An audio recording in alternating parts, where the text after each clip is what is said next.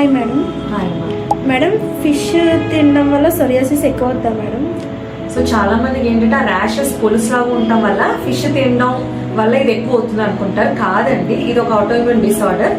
ఇది జెనెటిక్ గా వచ్చేది, స్కిన్ లో సంబంధించి. ఇన్ఫాక్ట్ చెప్పాలంటే ఫిష్ తినడం వల్ల ఇంకా బెటర్ అవుద్ది, యాంటీ ఇన్ఫ్లమేటరీ యాక్షన్ ఉంటుంది కాబట్టి ఇంకా బెటర్ గా అవుతుంది అనమాట.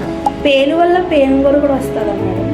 ఆ పేరు పెయిన్ కొరకడం ఉంది కానీ పేరు వల్ల కాదమ్మా. ఇది కూడా ఒక ఆటోఇమ్యూన్ డిసార్డర్. ఇది ఏంటంటే యాంటీబాడీస్ ప్రొడ్యూస్ అవడం వల్ల హెయిర్ కి అగేన్స్ట్ గా అది పడిపోద్ది, అంతే తప్ప పేరు వల్ల పెయిన్ కొరకుడు కాదు. మేడం, చికెన్ అంటే నీసి తినడం వల్ల, వాటర్ చేంజ్ వల్ల ఏమైనా తామర ఎక్కువ అవుతా మేడం?